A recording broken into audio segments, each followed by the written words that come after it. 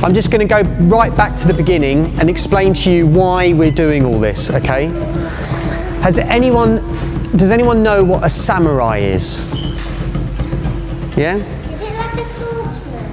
Very, very good. It is like a swordsman. Do you know where? Professional swordsman with armour. That's right. That's right. And do you know where they're from? Japan. I'm so fascinated in this that I decided that it'd be really, really cool to make a piece of artwork about a very famous, well, not so famous in England, he's very famous in Japan, but he's an Englishman who way back when, in the 17th century, decided he wanted to travel to Japan.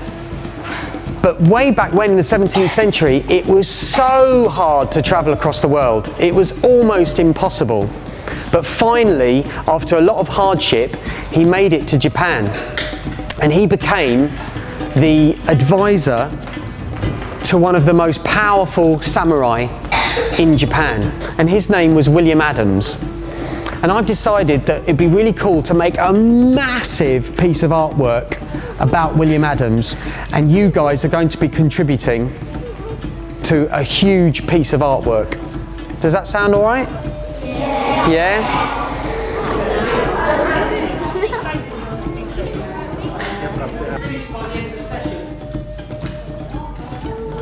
Don't forget you're going to revise. You can do those things with collage, can't you?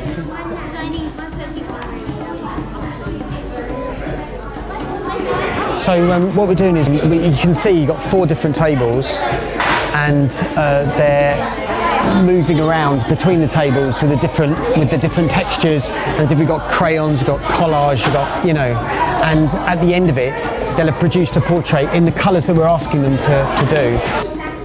Well, I think the idea of just drawing very quickly to do the face is something, because a lot of them already wanted to sort of try and put little details in, so I think that's very good, be bold and quickly do it. The fact that they're moving around to different media as well, very unusual for them to do that. Normally it's just one thing, so it's giving them different opportunities. The trick is that we bring the whole thing together, and it makes one massive image that's in the right colour. Who knows? I've done it before on a small scale, and but this is huge. This is like 4,500 kids.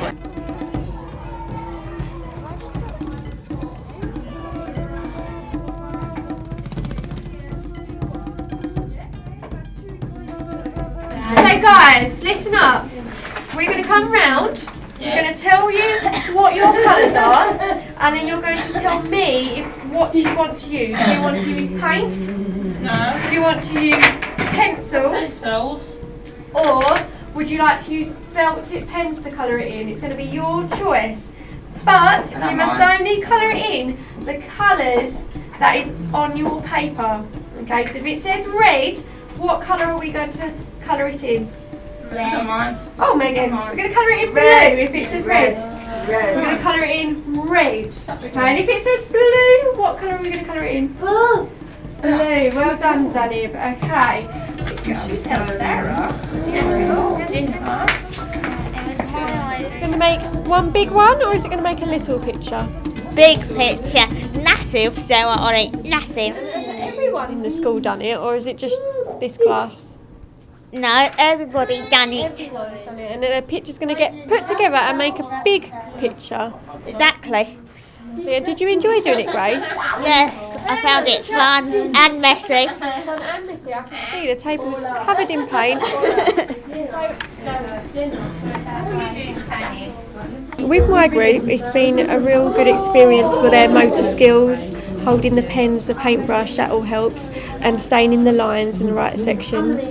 It's been good for communication, because that's what we focus on in my class, because we can do the signs for colours, signs for pencil, pen, and they can speak and say what they want to use. That's been good. My class have also enjoyed being part of a group, because the whole of Lancaster School have done it, so it's all going to be put together and make one big piece, and they're aware of that, and they like the thought that everyone's doing it and it's all going to come together. And then we're hoping that the different classes in the school can go and visit it and see the final piece as well, which would be nice. So they've seen the starting piece and then can see it when it's finished as well.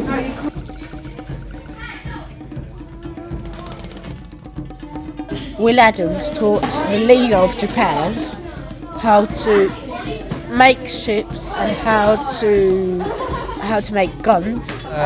We're taught, aren't we, that computers are everything, the internet is everything, technology is everything, but this is so basic, it's so basic. Yes, we've used technology to an extent to recreate the images on such a large scale, but when it comes down to it, kids will have contributed by hand to something which is, I think, actually thoroughly modern. So, you know,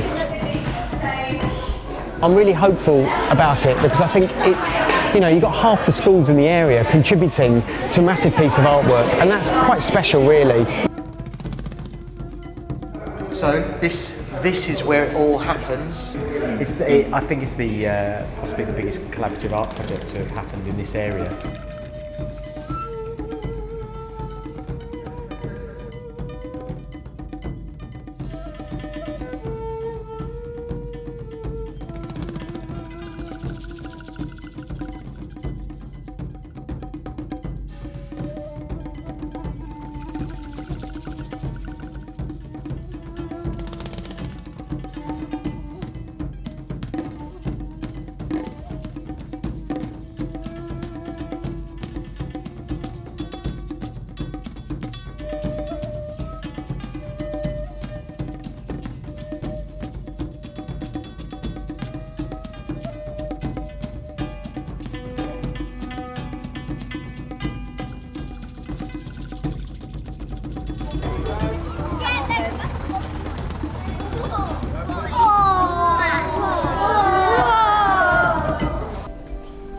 Our first image shows a geisha, the Japanese word for an accomplished woman with skills in singing, dancing and conversation.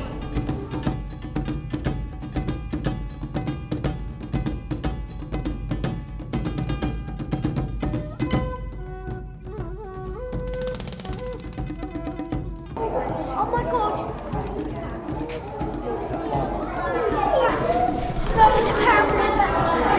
Which one? Pale blue back.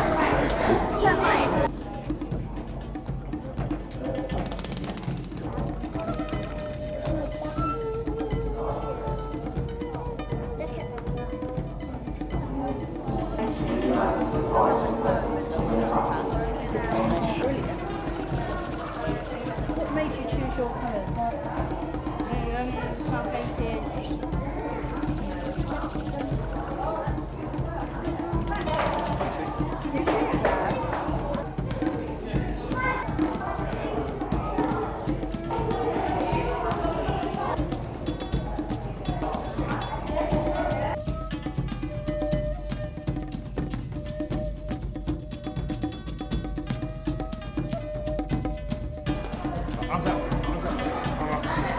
It's amazing.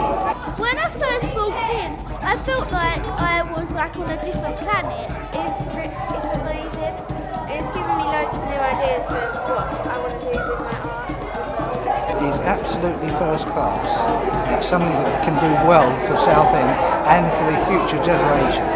It's funny when people are saying, oh, it's Lee Baker's exhibition, it's kind of not fair really, and I know it sounds a bit patronising, but it really isn't fair. You know, I've conceived it, but it really, really has been a massive team effort. So, you know, and looking at it now, it's hard to believe. I actually think it's bravado that got us through at the beginning, really.